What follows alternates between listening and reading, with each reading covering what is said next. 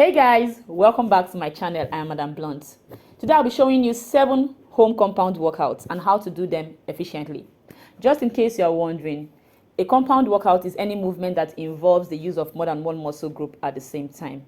This kind of workouts are actually time efficient because you get to work multiple muscle groups at the same time under a short period of time. We're going to start with the squats.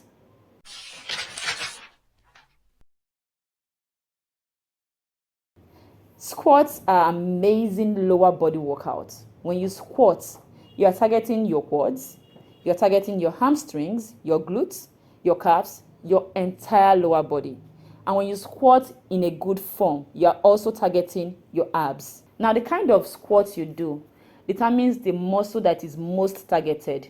For example, when you do the sumo squats, the muscle that is most targeted are your inner thighs.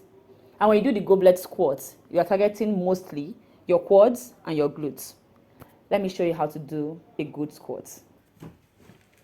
To perform a good traditional squat, your legs are shoulder width apart or a little bit more than that, and your toes are pointing forward, not to the sides. Lower the body until your thighs are parallel with the floor before standing up. Now, squatting the wrong way can cause knee pains, and if you already have knee pains, it will aggravate it. So when you squat, focus on your knees staying behind your toes. You can achieve this by pushing your hips back like you are shutting a door behind you before going into a squat. Relax your shoulders, exhale as you squat and inhale as you stand. If you do your squat well, you will feel your glutes tighten and your weight will be on your heels and not your toes.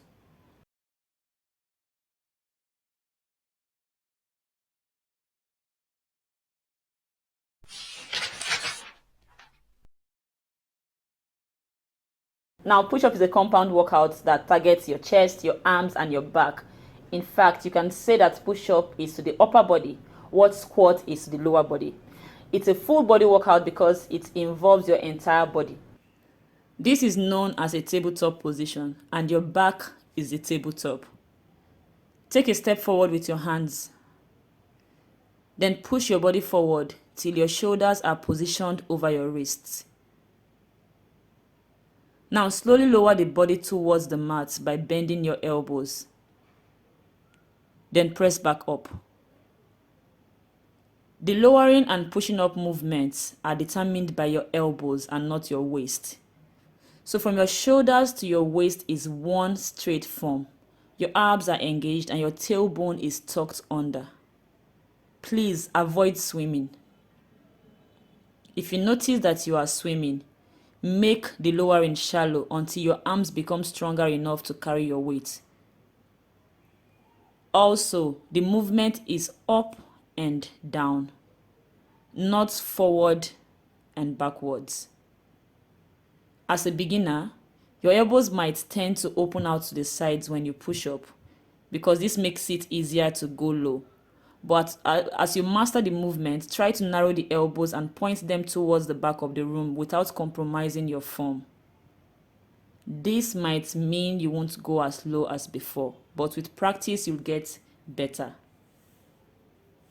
Once you've mastered the knee push-ups, then we can now advance to the full body push-up.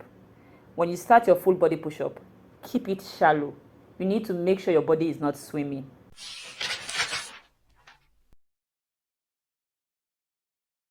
Now, lunges primarily targets your lower body, but once you've mastered this move, you'll also be able to work your core with the movement. For a beginner's lunge, step one leg back and bend both knees. Then step forward and repeat on the other side. With the right lunge form, your back knee is exactly under your waist and the front knee is aligned with the shin. This automatically positions it behind the toes. In your lunge position, keep a straight spine by engaging your abs and tucking the tailbone under. Exhale as you lunge. Inhale as you return to standing. If this move is too much for your knee, you can start with static lunges before progressing to switch lunges. Once you've mastered this move, you can step forward instead of backwards. You can also go for jump lunges by adding a jump in between switch.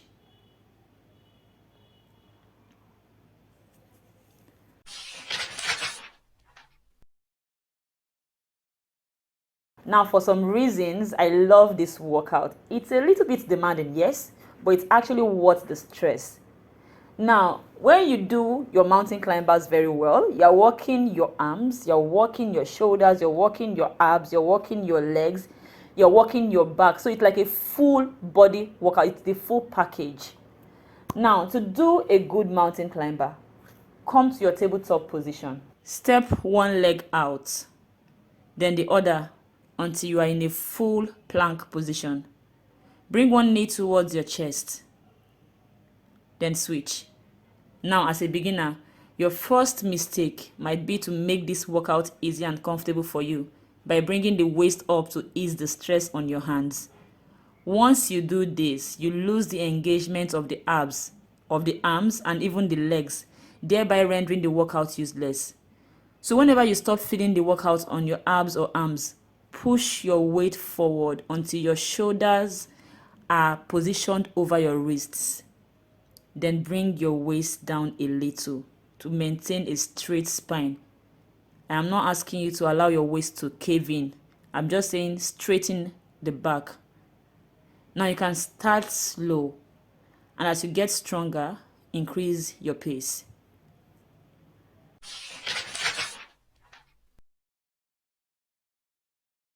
I'm sure as I said the name, some of you are already saying, oh my God, like, yeah, it's one of those workouts that we've loved to hate. Burpees is actually a great workout. It's one of the go-to workouts when it comes to time efficiency. You have just a little time and you want to burn as much calories as possible. Burpees.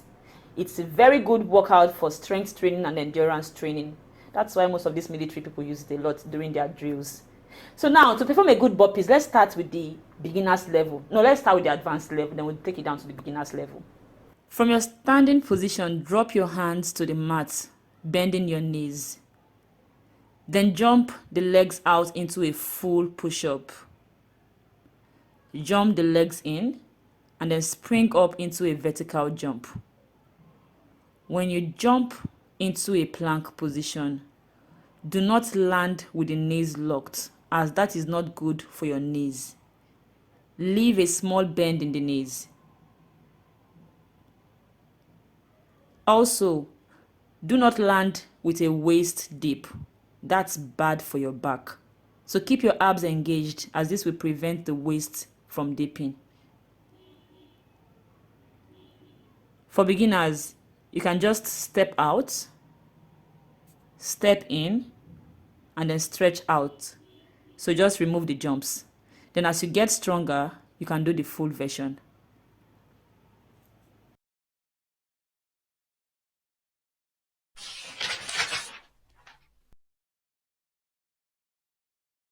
Now, V sit-up is it's a compound workout that targets mostly the core and your back. If you have a bad back or you suffer occasionally from back pains, then you should really pay attention to your form when you're performing this workout for the first time. And if it's too much on your back, then I would suggest you go for an alternative workout. If you're one of my clients or you're in my training program, just send me a message and I'll give you an alternative workout to V sit-ups, okay? But apart from that, V sit-ups are amazing for your core, especially if you want to build a strong core and you want to straighten your back. If you really do it in a good form, you will reap its benefits. Come to a seated position. Your knees are bent, feet on the mat, arms on the mat too. Hinge back a little. Then bring the feet off the mat and straighten out the knees till you come to a V shape. Lower the entire body until the lower back taps the mat, then straighten back up. For an advanced version, try this with your arms by your ears.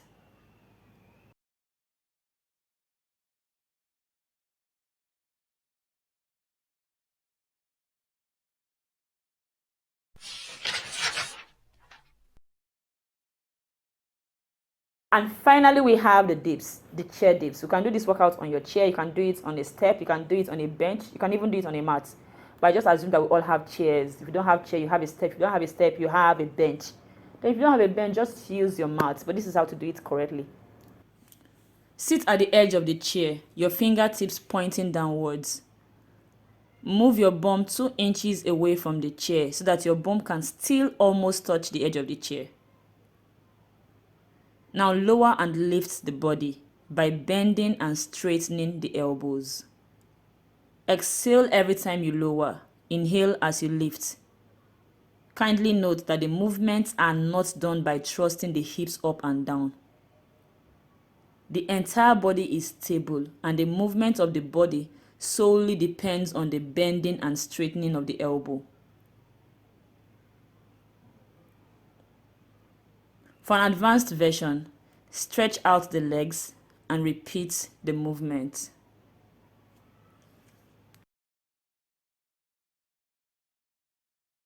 So there you have it. Some major compound workouts that you can do at your home and the right way to do this workout to avoid injuries and some adverse effects. Now remember, form is more important than speed and reps. 5 reps performed in a good form in 1 minute is better than 20 reps performed in a bad form in 30 seconds. So just make sure you're paying more attention to your form than your speed, okay?